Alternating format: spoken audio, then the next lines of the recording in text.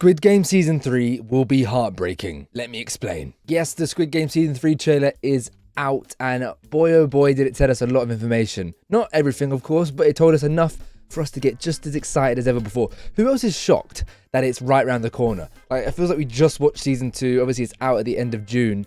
And it came out in December, didn't it? In 2024. It feels like, obviously, that time is still 6 months almost, but it feels very, very, very quick.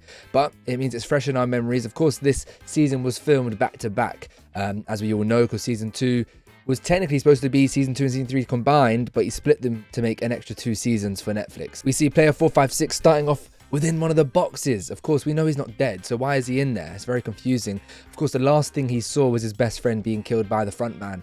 So he's in this box. We see him wake up, and I think they're keeping him alive because they've got a bigger, bolder end goal for him, okay? And, you know, a lot of people know these theories that have gone around, but people theorize that player 456 will end up becoming the front man of these games or future games. I don't know if that's necessarily the case, but I can see it being more realistic, more potential now that this has happened, that he hasn't, you know, he could have easily just killed him right there, right then, but he's opted to keep him alive in the game for a specific reason, and we'll find out why, I assume, within this season. The main game that we see being played out, I think there's 2 that we potentially see being played out. There's a gumball game, and they've all been split into 2 different teams, not based on their voting options, okay? So red and blue still being the colors, but not based on whether they want to stay in the game or leave this time. And we see that they all individually get their colored balls. The 2 that I want to talk about, though, is why are they doing it? This is why this is going to be a heartbreaking season. Why are they doing it? If you watch my previous videos on Squid Game Season 2 about my favorite characters, it was the mum. Okay, the mum, I didn't care as much for the son, but it was their relationship. It was the mum and the son. Why are they on different teams, man? Who's going to protect her? Who's going to protect her? And there's a slow-mo, I slowed it down and I watched it. There was a clip of her just screaming, crying. So, fingers crossed, of course this is horrible, but fingers crossed it's her son that doesn't make it further down the line and it's her. But she'll never be the same because she lives for her son. She was alive for her son. Everything about her life was for her son, and she might lose him in that. It's going to be a heartbreaking season, as I said. I was trying to theorize what potential games we could be seeing played out here. There's a bit where we see one of the characters square up, is ready to fight in one moment. I don't know what that is about. Maybe, you know, it looked like that box they were in wasn't too dissimilar to the marbles game, but I don't think they're going to bring back games that we've had before. You know, it could have been something like a maze as well, something like that, where you got to get past it. My initial thought was tag. Let me know if that's a silly idea. Do you think tag? I think that's maybe too easy, but a game like that, tag, you're it. Oh no, you're dead. That's the game. Of course, obviously at the end of Season 3, we saw the teaser of, like, instead of the girl doll, we've got now a boy doll. So there's definitely another game. So from the looks of it, I think we've got still 3 more games to be played. I think we'll see in this season. And the other one was, it looked like, I slowed it down again, a box being given to the blue and the red team, but it was square, circle, triangle. Is there going to be another cookie cutting style game? I can see that one playing out because of how that's probably the most popular game other than red light, green light. I think that was the most popular game from Season 1. Obviously it'll be adapted in some way, shape or form, but I can see that one maybe playing out. So we see the guard going through the vents as well. You know, that's really interesting that she's going to be playing an integral role outside of just being a guard. You know, she went through quite a bit in Season 2.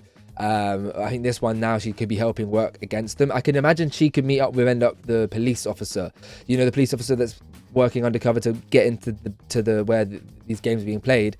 I can see him, the brother, obviously. I can see him maybe interacting with her and then working together as a separate sort of B story. And the last thing I want to mention in this quick summary is the fact that player 456 is handcuffed during the future votes. Okay, so he hasn't got a say in whether they can choose to leave or stay, which I thought was really, really interesting. The theory that I put forward at the beginning that has been well spoken about across, you know, many forums and stuff has to be legitimate to some degree, because why on earth would they not just finish him off? And I wouldn't be surprised if other people in the game start questioning him. And why weren't you killed off? Why are you still here? You know, those sort of questions might arise. And just through the whole demeanor of him, obviously he lost his closest friend in there, as well as the team that he pushed to go in there and take them all on. You know, he was the one who instigated that whole thing. Didn't work out. You can see in his face, he's distraught, lifeless, so polar opposite to the Season 2, where he's gone back in there to save them all.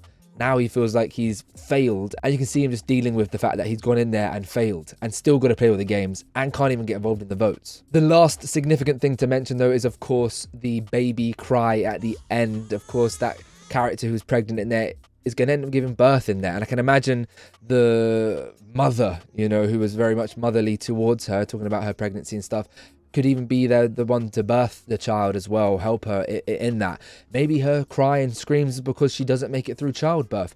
What could that mean? What would actually happen with the child in that scenario? That is actually a crazy idea. Giving birth within the games. Does that baby have to play the games like that? That'd be crazy. Red light, green light, just can't move. It just stays there for the whole 5 minutes. I'm not gonna lie, that's gonna be a very interesting thing to look into, because surely they won't do anything bad with the baby. That would be a bit too far, no? But then how could it work? They can't just remove the baby from the mother. And does the mother get an excuse to leave the game? I don't know. So many questions being brought up there, but all I know for a fact is Squid Game Season 3 is going to be heartbreaking. Like, it's going to be absolutely devastating, whatever happens at the end of it. It's the last season we're going to get. Of course, they're going to be doing loads of spin-off shows that were rumoured, you know, Squid Game USA, etc. Because these games are being played around the world, as we know. You know, those rich tossers are there once again. Look at them eating their meal with their little spectacles, watching the games. It's horrible, but it's a brilliant show. I'm really looking forward to it. And yeah, what do you think season 3 is going to be like? Do you think it's going to be heartbreaking? Definitely season 2 ended on a very painful note. I think this one's going to be even worse than anything we've seen before. Let me know in the comments down below what you think about it. I've been Floppy Legs, and I'll see ya when I see ya.